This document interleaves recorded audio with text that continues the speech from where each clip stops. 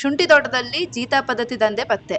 18 ಕಾರ್ಮಿಕರ ರಕ್ಷಣೆ. ಹಾಸನ ಜಿಲ್ಲೆಯ ಬೇಲೂರು ತಾಲೂಕಿನ ಹಳೇಬೀಡು ಹೋಬಳಿಯ ಚಟ್ನಳ್ಳಿ ಗ್ರಾಮದಲ್ಲಿ ನಡೆಯುತ್ತಿದ್ದ ಅಮಾನವೀಯ ಜೀತ ಪದ್ಧತಿ ಪ್ರಕರಣವನ್ನ ಪೊಲೀಸರು ಭೇದಿಸಿದ್ದಾರೆ.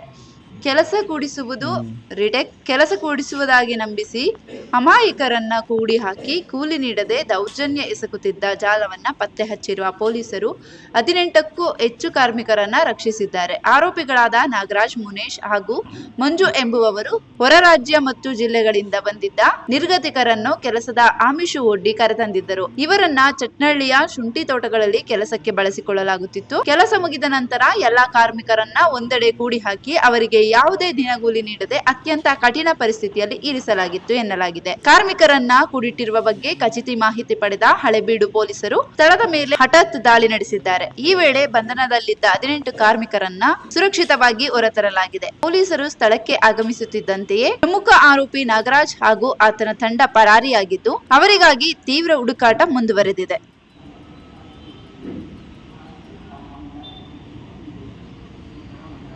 ಎಷ್ಟು ತಿಂಗಳಿಂದ ಇದ್ರಿ ನೀವು ಅಲ್ಲಿ? ಅವರು 8 ತಿಂಗಳು. ಏನು ಕೆಲಸ ಮಾಡ್ತಿದ್ರು? ಏನು ಸಂಬಳ ಕೇಳಿದ್ರೆ ಏನು ಹೇಳ್ತಿದ್ರು? 700 रुपये बोला था, 700। ಆಮೇಲೆ 700 और खाना 3 टाइम फ्री देगा बोल रहा था। खाना फ्री कुछ जैसा देगा, 700 पैसा देगा बोल रहा था। और गांव जाएगा बोला था। मेरा कुछ जानवर में बोला था, जानवर में हो गया, गांव जाएगा बोला। बाद में बोला मेरा पापा को पूछ, बाद में बोला उसको पूछे तो वो बोला है हाँ ये फेब्रुआरी में जाओ बोलते। अभी क्या हो रहा था 1 तारीख को मालूम। कौन हो? वो कौन है? नागा सेठ जो हमारा पैसा दे रहा था।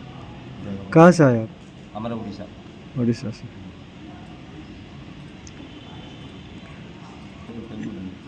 कोई नहीं देगा। और महीना में पेमेंट करके बोल के दे के गया, 1 महीना में पेमेंट देगा बोल के। 1 महीना नहीं कुछ भी पैसा पूछ रहा था। घर जाने का टाइम में देगा, घर जाएगा बोल रहा था। सड्डी बनाया था। सड्डी हम लोग सुबह जाएगा 6 बजे, रात में आएगा, उधर खाना देगा, उधर सो जाएगा। और सुबह उठे काम पे जाएगा। नहीं किसको नुआ पहले आया ना, 2-3-4 दिन वाला था, उसको क्या उधर मेरा को अभी तक कुछ बोला नहीं, कुछ किया नहीं, सिर्फ गांव जाएगा बोलेगा तो नहीं चलेगा तो उतना से मेरा प्रॉब्लम एक प्रॉब्लम। क्या नाम है आपका? आपका जुल्लन। ನಾವು ಡ್ರೈವರ್ ಕೆಲಸಕ್ಕೆ ಹೋಗಿದ್ವಿ ಹುಬ್ಬಳ್ಳಿಗೆ. ಹುಬ್ಬಳ್ಳಿಯಿಂದ ಇಲ್ಲಿ ಕಳಿಸಿದ್ವಿ ಚಟ್ನಳ್ಳಿ. ಅಲ್ಲೇನೋ ಟೊಮಾಟೊ ಕೆಲಸ ಇದೆ ಅಂತ ಕರ್ಕೊಂಡ್ಬಂದ. 9 ತಿಂಗಳಾಯಿತು ಅಲ್ಲಿ ಬಂದು. ಅಲ್ಲಿ ಈಗ ಕಳಿಸ್ತೀನಿ ಹಾಕಿ ಕಳಿಸ್ತೀನಿ ಅಂತ ಒಂದು ಸಲ ನಮಗೆ ₹1 ದುಡ್ಡು ಕೊಟ್ಟಿಲ್ಲ. ತುಂಬ ಕಷ್ಟ. ಸಾರು ಸರಿ ಇಲ್ಲ, ಊಟ ಅನ್ನ ಅದೇ, ಬೆಳಗ್ಗೆ ಅದೇ, ರಾತ್ರಿ ಅದೇ. ಸಾರು ಮಾಡಿದ್ರು 2 ದಿವಸ 3 ದಿವಸ ತಿನ್ನಬೇಕು. ಬರೀ ಉಪ್ಪು ಮೆಣಸಿನಕಾಯಿ ಪುಡಿ ಆ ಥರ ಮಾಡ್ಕೊಂಡು ಜೀವನ. ಹೊರಗಡೆ ಹೋಗೋಂಗಿಲ್ಲ. ಬೆಳಗ್ಗೆ 3 ಗಂಟೆ 4 ಗಂಟೆಗೆ ಹೋದರೆ ರಾತ್ರಿ 8 ಗಂಟೆವರೆಗೂ ಕೆಲಸ. ಎಲ್ಲಿ ಹೋಗೋದು ಎಲ್ಲಿ ಬರೋದು ನಮಗೆಲ್ಲ ಎಲ್ಲೂ ತಿರುಗಾಡೋಕ್ಕೆ ಕೊಡೋಲ್ಲ. ಶೆಡ್ಡಲ್ಲಿ 16 ಜನ ನಾವು ಇದ್ವಿ. ಅದರಲ್ಲೂ ಎಷ್ಟೋ ಜನ ನಾನು ಬಂದಾಗಲಿಂದ 9 ತಿಂಗಳಿಂದ ಒಂದು 300-400 ಜನ ಓಡೋದ್ರು. ಅಷ್ಟು ಜನ ಓಡೋದ್ರು. 5 ತಿಂಗಳು ಕೆಲಸ ಮಾಡಿ ಒಬ್ರಿಗೆ ₹1 ದುಡ್ಡು ಕೊಟ್ಟಿಲ್ಲ ಪಾಪ.